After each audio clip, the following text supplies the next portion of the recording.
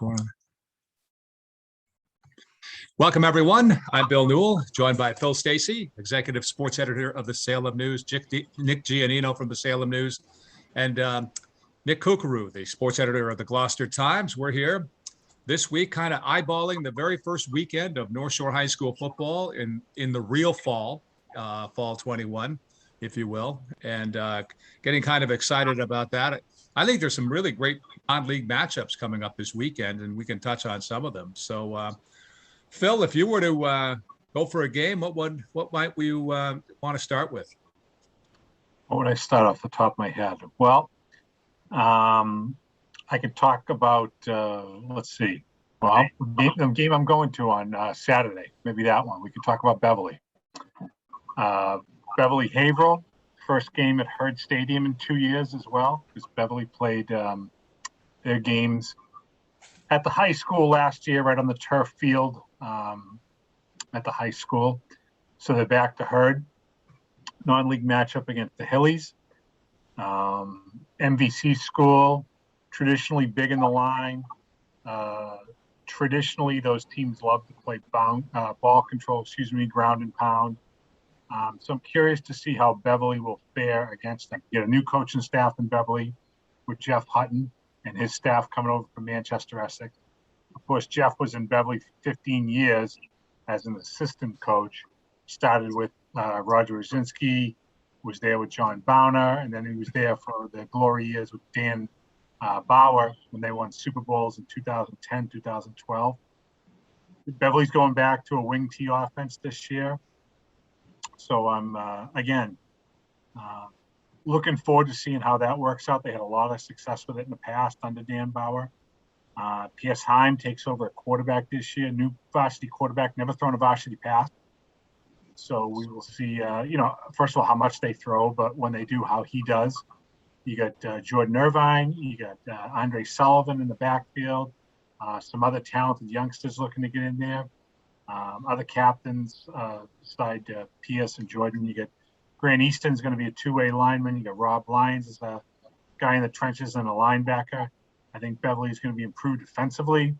I think they're looking to control the football, not necessarily with the home run play, but if they can just kind of keep momentum and move the ball down the field with that wing T and throw teams off with the misdirection and precise cuts and get guys into open space and make things happen, they'll be looking for that. And this will be a good test for them. As I said, playing a Haverhill team that's probably a little bit bigger, might bring a few more kids down, but certainly a squad I get the sense from going to Beverly practice that they feel that they can play with. They've had a good preseason, and they feel like they're ready to open, and they want to open this new era of Beverly High football on a positive note. Yeah, I obviously haven't seen Beverly, this preseason, but I know, Jeff Hutton, he used to run the Manchester Essex. He'd run that wing T out of the pistol formation, which Yes. I thought was interesting. He likes to air it out a little bit more than your average wing T team. At least he did there. He had some good quarterbacks at his disposal there too. Will Lewandowski was a 3-year starter for him, so he could air it out when they needed to. And I like how he actually gets the split end involved because, a lot of the times I watch those wing T teams and it's like that split end just kind of runs 10 yards and blocks. But he, at Manchester Essex, at least, he'd get that split end involved heavily. They were a big role in that offense. Which is, it keeps teams guessing, as you know, Nick. I mean, Beverly can throw the football. They certainly have some athletes. I mentioned Andre Sullivan. I could see him as being somebody who could, use his hands to get out in the flat, catch passes on either bubble screens or maybe hooks or routes, things like that. I think there are some other guys too. If you look at Gabe Copeland, he's a newcomer. Nino, you know him from basketball. He's an athlete. He could be an athlete there. Yeah. Matt Burke is a wideout that they could use. Manny Hernandez is another guy. Logan Petrosino had a really good baseball season for Beverly and a great summer with their Legion team. Jerry DeJesus, yet another guy who could do that. So, I think Beverly has a lot of options in terms of finding skill position players to throw the ball to. Do I think they'll lean heavily on Jordan Irvine and Andre Sullivan out of the backfield? I do, but as Nick Kukuru mentioned, I don't think they'll be afraid to mix it up either, especially if they're lining up P.S. Time out of that pistol formation. I want to shift to a Friday night game, Hamilton Wenham at Gloucester. So both Knicks can kind of touch on this one here. As a lot of these games, I look at these games as, we'll get an idea after this weekend of how teams are going to be looking, I think, off of some of these matchups. So Nick Kukuru, since the game is in Gloucester, I think I'll let you go first on this one with the Fishermen at home Friday night against Hamilton Wenham. Yeah, and I believe that's the first ever meeting between the two schools. Kind of hard to believe they're so close by, but this is the first time they'll ever meet. And yeah, that's a real intriguing matchup. I mean, obviously, a Jim Pugh coach team is going to be a tough out, no matter who he's got out there as his 11 guys. But it's also a big one for Gloucester. Looking at their schedule, I circle this one as a must-have if they want to make the playoffs. I'd say this is kind of a game that could probably go either way. I think the big question mark for Gloucester is how much has their offensive and defensive lines improved. Because Gloucester has the skill guys this year. They got their three captains are all returning from the backfield. Frank DeSisto was leading the area in rushing after 3 games last season. He got a concussion. He missed the final 3. Caleb DeCoste was their leader in touchdowns last year, and Aiden Cornetta, senior captain, was their leading receiver last year. So they're going to try and get the 3 of them the ball as much as they can. And, they run a little bit of wing tee and a little bit of spread now, which I think is a positive. I think we saw last year Gloucester, they executed that wing tee a little bit better if we're, adding up plays, but they did have some moments, particularly against Winthrop, where, if they were outgunned on the offensive line, they made a few plays happen with their athletes out of the spread formation. So it's looking like it's going to be Ewan McCarthy or Nick Carey. Ewan's a senior, Nick is a junior. They've been splitting the quarterback reps in the preseason, and I'll be totally honest, seeing 2 of their scrimmages, if they didn't have different numbers on the backs of their jersey, I wouldn't be able to tell the difference. They looked, pretty evenly matched. So we'll see who comes out there on Friday night. For Hamilton Wenham, I'm hearing they're a fairly young team. So, I think it's going to be decided in the trenches. Gloucester's going to have to win that battle on the offensive line. They got their senior captain, Colby Balcom, is actually going to be out on Friday. He got a concussion in a scrimmage. So we're looking at a lot of sophomores and juniors on Gloucester's offensive line. Twins, Mike and Jaden Toppin.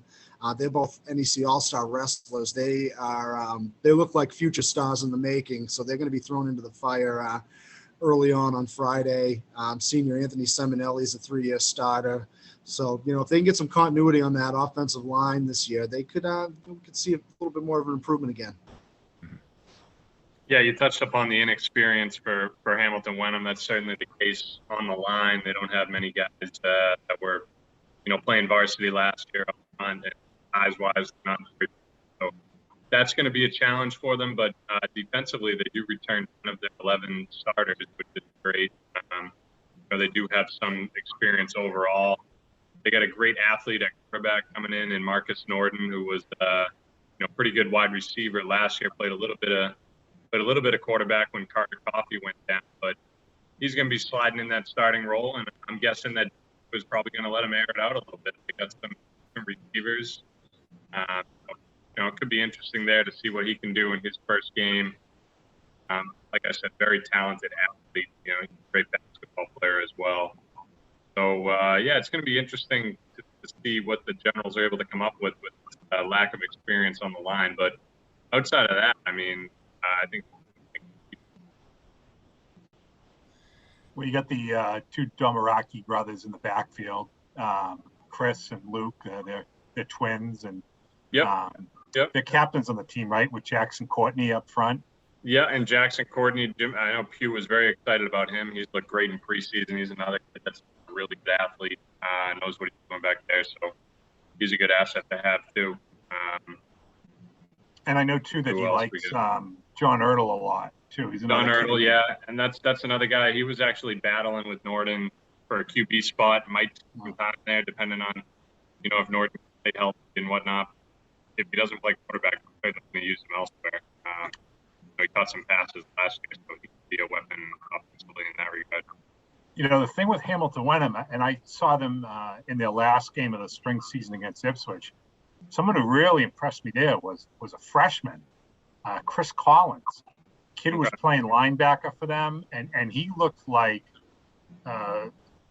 he could have been a junior or a senior. He's got great size. He has good instincts. He tracks the ball well, light on his feet. I would expect he's going to be a huge part of that defense as a sophomore this fall. And I believe he also plays is it either like tight end or fullback, Nick? I mean, he's got that big body to do that. Yeah, you know what?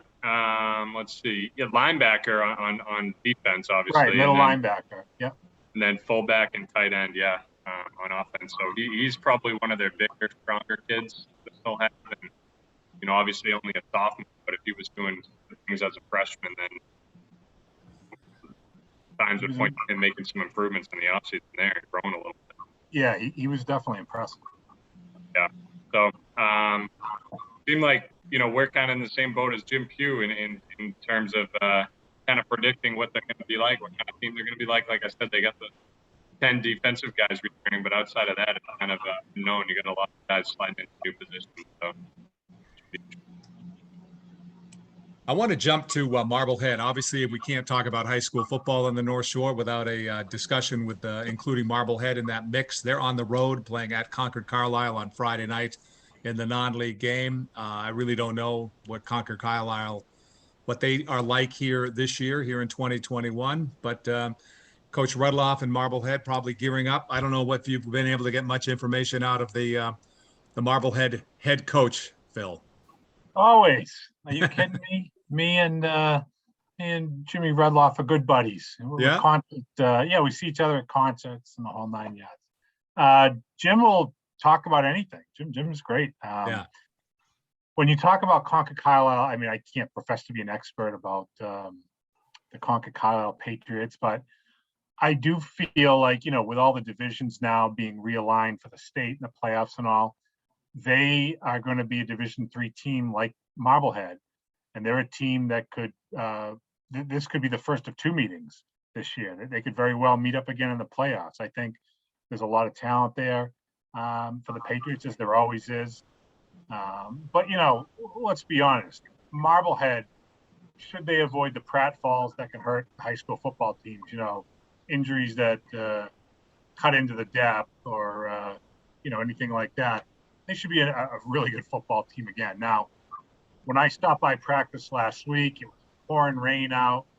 It wasn't a particularly crisp practice for Marblehead. Coach Rudloff was letting his guys have it. Hey, you read the Boston papers, you see that you're ranked such and such. You were 7-0 this spring. None of it means anything. Stop resting on your laurels. Get down to playing football. Let's go. And I'm paraphrasing because maybe some of those words I wouldn't say on a podcast, but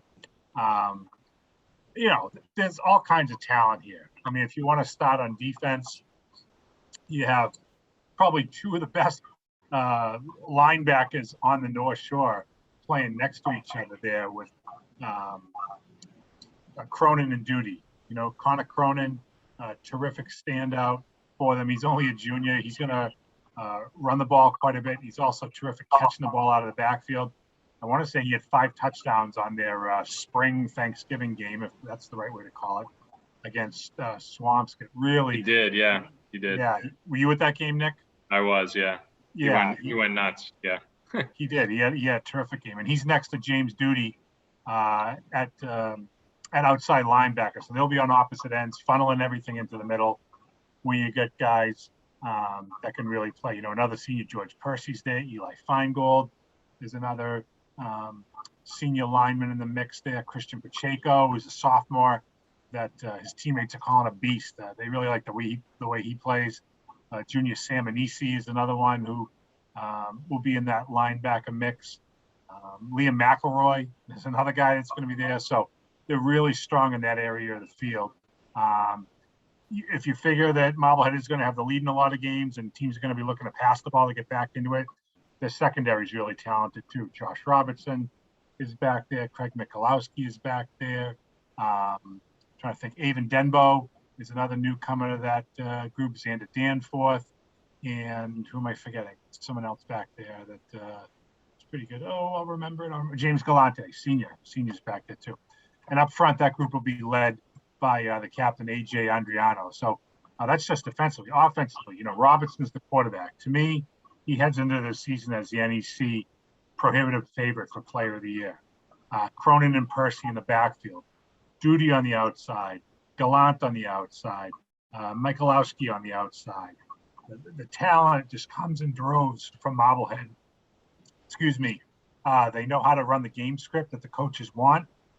They look to exploit other teams defensively. When they're on offense, they look to exploit other teams on defense. And defensively, I thought Matt Williams, our colleague, made a great point. He said, hey, this is linebacker U on the North Shore. They crank out these great guys, as I mentioned already. It's going to be a tough road game to start the season, but that's what I think Marblehead wants. They want competition, which they don't always get in the Northeastern Conference. Win or lose, they'll certainly take something from this, but they'll be much happier traveling back in the fringes of Central Mass with a victory under their belt. I'm thinking that go ahead, Nick Kukru. I'm sorry, I interrupted you. Go ahead. As Phil's talking those linebackers, you mentioned Beverly's wing T. Marblehead's kind of like kryptonite for the wing T. That's really the way you can slow it down is, coming in play by your inside linebackers, and they seem to just turn those out every single year. Used to be Swampscott. I feel like they're the new Swampscott. You'd have a quarterback and a middle linebacker waiting in the wings at Swampscott every year. Now I feel like it's Marblehead the last 10 years that's had that quarterback and middle linebacker just reload and just elite player after elite player. Well, it's the depth too, I think. It's not like one or two good players. They have 5 legit guys who are all standout linebackers, led by Percy, Cronin, and Duty. Well, Phil, the way you're boosting up this Marblehead team, Phil, I'm thinking that Coach Rudloff is going to tell his kids, do not listen to this podcast. Well, that could not listen to Phil Stacey. They don't need me to boost them up, and he's just just trying to sell newspapers. That's all he's trying to do. Well, is it nowadays trying to sell web hits? I don't know. But right. Either or. No, nothing wrong. They certainly don't need me to. They don't need me to pump them up. Everybody knows why they're, the favorites in the Northeastern Conference. I think one of the papers ranked them the best team in Division III heading into the paper. It might have been our buddy Donato Ventura. In fact, I'm almost positive it was. So, and with good reason. But they still, and I get Coach's point. None of the preseason stuff, not what I think, what they've done in the past, what anybody else thinks matters. It's what they do week to week, not only in the games, but improving and getting better in practice, avoiding injuries, and not getting swelled heads. So there you go. I know some of the other NEC teams in action over the coming Friday night. Masco at Newburyport, Saugus at Linfield, Winthrop hosting Stoneham, Peabody at Revere, 6:00 on Friday night. I want to jump to Saturday. Phil, you mentioned the Haverhill at Beverly game. Leicester is at... There's a late edition of the Friday schedule, too. We found out just this week that Swampscott will be hosting Leicester from... Oh, that's on Friday? Yeah. I don't know if they're Central or Western Mass. But it is on Friday, 7:00. Okay, I saw it listed on the league website as noontime Saturday. So, okay. Oh, so maybe they changed it. No, it's Friday night. You're probably right. Friday night. Yeah. But go ahead.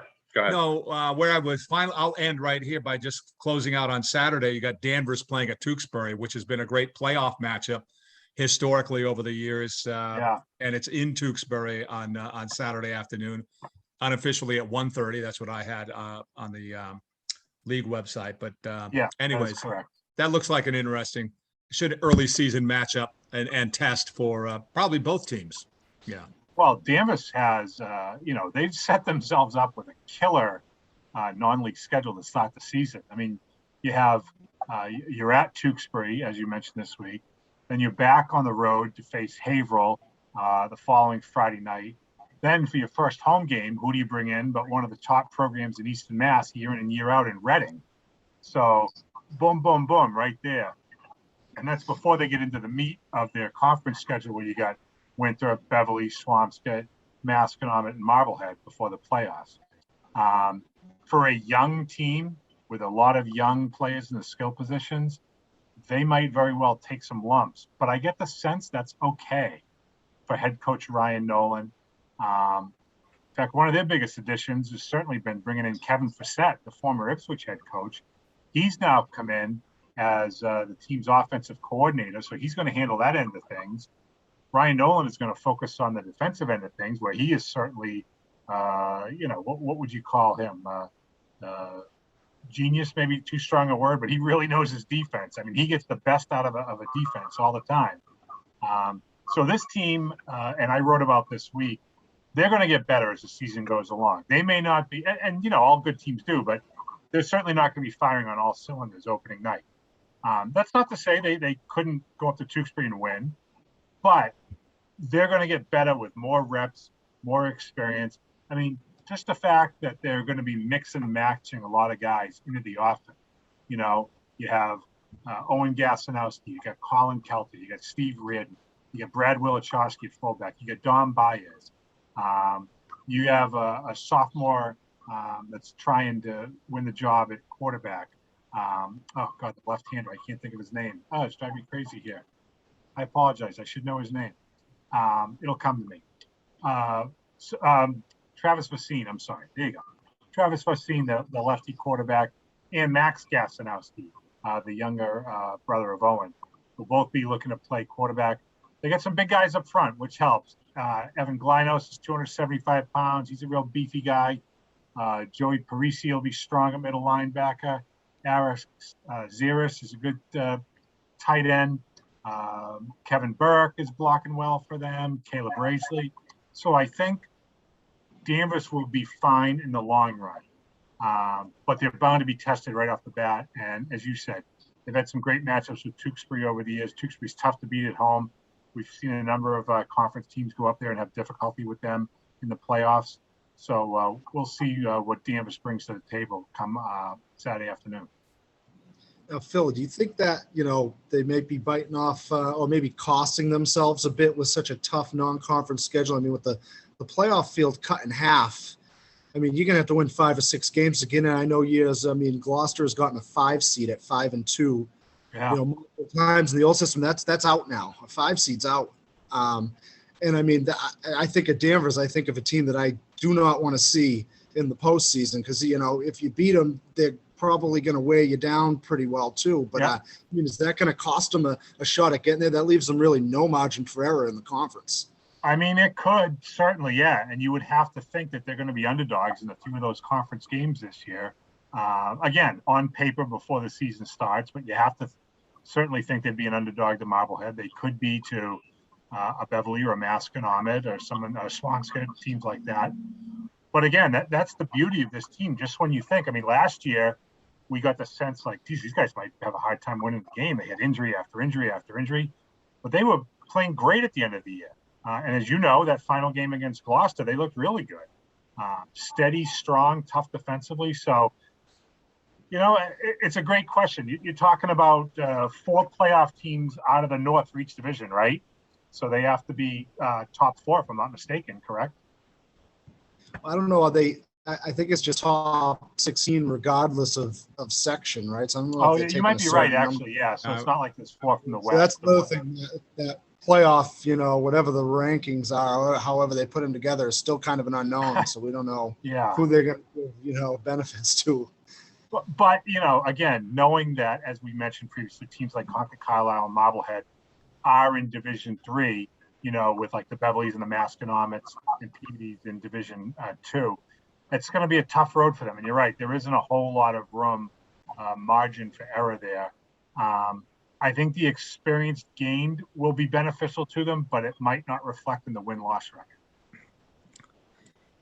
One other note on football, Endicott 1-0 on the year after they beat St. Lawrence last weekend, 27-14. They'll be hosting WPI on Friday night this weekend in Beverly at Endicott College. So there's a college note. We can jump back to high school football, but I want to just see if we can jump to soccer and maybe a couple of other things to close out the program here today. Nick Giannino, you've been at soccer. You were at a soccer game Wednesday afternoon, right? Was first one of the season in the Cape Ann League. One of Kookaroo's teams over there was Manchester Essex beating Ipswich 2-0. Pretty good game. Great to be back out there. And, you know, it's fun to watch the soccer being played as it should be. You know, they can head the ball now, wear a mask. The throw-ins are back to normal. You know, it was nice to be out there. And it was on a grass field today over at which that kind of slowed the pace down and made things a little bit interesting. But Manchester Essex looked good. You know, they're always the class of the Cape Ann League there. Rob Billsbury, is that his name, Nick? Yep. Coach there. Yeah, he does a great job with that program. But I thought Ipswich battled hard. You know, that's a team that struggled with numbers, but always goes out there and competes. And it was a 1-0 game for most of the afternoon. So that was encouraging to see. And just overall, I think we're going to have some good teams this year. Beverly's looking really good. They scrimmaged the Prep the other day. Not sure of the end result of that one, but it was competitive. Obviously, St. John's Prep is going to be contending in the Catholic Conference. They're one of the better teams in the state still. They got their returning goalie back, Joey Waterman, who put together a fantastic season last year. Was the Conference Player of the Year, which is tough to do as a goalkeeper. I think he only let up 3 goals the whole season last year. Granted, it was a shorter schedule, but. And then Beverly, you got Nick Raganka, who was our Player of the Year. He's phenomenal talent. They got a lot of skill on the defensive end on that team, but also on the attack too.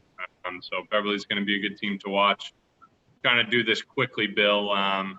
You know, some other teams, obviously Masconomet always in the hunt. Jared Carpacci's doing a great job with that program since he was over 7 or 8 years ago. They're always in the mix. Danvers has a new coach in Tony Vitusios, who took over for Mike Chase, who I believe is over doing something at Essex Tech. Bill, you know anything about that? I got a call from him last night reporting an Essex Tech boys soccer score. I know I didn't know that. I know Joel Spruance is still there as the head coach, but maybe Mike's helping out. Could be helping him out over there. So, Might just be easier commute for him work-wise to help out over there, not have the head coaching responsibility. Yeah, but they got off to a good start. Speaking of Essex Tech, they won 10-0 in their season opener over Mystic Valley. And that's a team that has been on the rise for a few years now, really starting to click in that conference. They're one of the contenders again. So, yeah, it's going to be a fun season. We got a lot of new coaches. We got a new coach, like I said, at Danvers. We got a new coach at Bishop Fenwick. We got a new coach at Salem. And I'm probably missing another one, but a lot of new coaches. So we'll see how things go. Guys, anything that you want to touch on, any other sports, either Nick Kukuru or Phil, other than football, or go back to football if you have something else? Well, just quickly, Bill, we touched upon Swampscott a little bit, and I'm very encouraged with them. I think they could have a pretty good season here. You know, this is the team that, in football I'm talking about, this is a team that had 3 of their games wiped out last season in the middle of the year. So had a really short schedule compared to some of the other teams that already had a short schedule in the fall season. And they got a lot of guys back, including Cam O'Brien, their starting quarterback. So I think they're going to be out for blood. They got some good receivers there, Cole Hammernick and Elijah Burns. So their offense, you know, they like to throw the ball. They could be exciting to watch again in the NEC. Yeah, field hockey is pretty interesting. So I know we'll know a lot about that NEC landscape next week. I know Gloucester plays both Masco and Danvers next week, and Gloucester and Danvers before Masco got in the NEC were kind of the top dogs for a few years, and Masconomet is obviously incredible. So we'll find out next week who kind of jumps ahead in that race, which should be really interesting. Speaking of which, Masconomet won its opener 9-0 over Saugus. No real surprise there. Maggie Sturgis, who's our returning Salem News Player of the Year, she's only a junior, had 4 goals. And I did have a chance to see Danvers play Beverly the other day in the opener for both of those teams. And the Falcons looked good, winning that game 4-0 for their new head coach, Krista McCarthy. So, Kooks, I think you're right. Danvers and Masco are going to be at the top of the heap again, with Gloucester looking to keep pace in that group. I think Marblehead would like to be there as well. Yeah, Marblehead usually has a say. Gloucester's a little younger this year. They lost the program's all-time leading scorer. Mia Sala graduated, but they're kind of led by a couple sophomores, Abby Lothers and Ella Costa, for the offense. So they might be a year away, but they'll be a factor. Nice. Hey, we got about 60 seconds left here, so maybe you guys can weigh in on the Patriots Miami or any other Patriot talk at all. So we have a couple minutes basically, but Pat's hosting Miami Sunday afternoon. I think it's the 4:25 kickoff from Foxborough, and Yes. Mac Jones will be at quarterback for the Patriots. And so, Phil, I'll go to you. What do you think? You know what? As a fan, I'm excited. I don't have these unrealistic expectations. I'm thrilled that they chose to go with Mac Jones. He's the future. I mean, why wait? Let's let him go, see what he can do. And, if they can make the playoffs, awesome. And if they don't, that's disappointing, but I'm not going to cry about it. I think people look to see, what they brought in and spent all this money and all. I mean, the bottom line is the receivers are not great. One of the two tight ends is injury prone, Hunter Henry. They're going to have to win old school smash mouth football, running the football, keeping the game plan simple for a rookie quarterback, letting the defense win games for them. And don't get me wrong, I loved watching the Brady years and the pass happy offense. All that was awesome. But as a fan, I'm also happy to see what the new direction they're going to take. And as long as they don't embarrass themselves, as they did at times last year, I'm good. So I'm looking forward to it. I think I'm on the same page as Phil in the fact that I'm excited for the Mac Jones era to get underway here.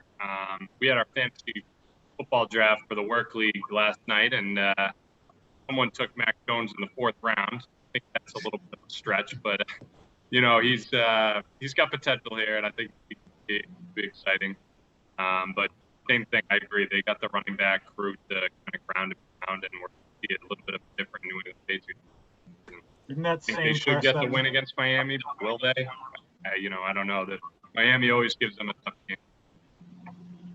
Didn't that same person draft the backup Patriots running back in like the 9th round or something? Yes. Yeah, he's a big Pats fan, clearly. I think he had New England defense, Mac Jones, Jacoby Myers, like you said, Stevenson. So he went Patriot heavy. He had everybody but Don Hasselbeck, I think. Yeah. Luckily for me, Lamar Jackson fell right into my lap in the 5th round because Mac Jones was off the board. So I thought for sure Lamar was going to be gone, and then Mac goes off the board. I'm like, all right, I'll take Lamar here. He did take Josh Allen, I think. I'm not sure who he took first. He took Mac Jones ahead of Josh Allen. There's a little bit of concern there, but nonetheless. Well, I'll close it out. So if Mac Jones and the Pats go south, we always can do what we did last year. Plan B, watch Tampa. You can just watch watch Tampa, watch Brady and the Gronk, and you'll be fine. We'll get over it. No tears, I guess, right? Gentlemen, always good talking with you. Yeah. Great to talk to you, Bill. Thank you. Yeah.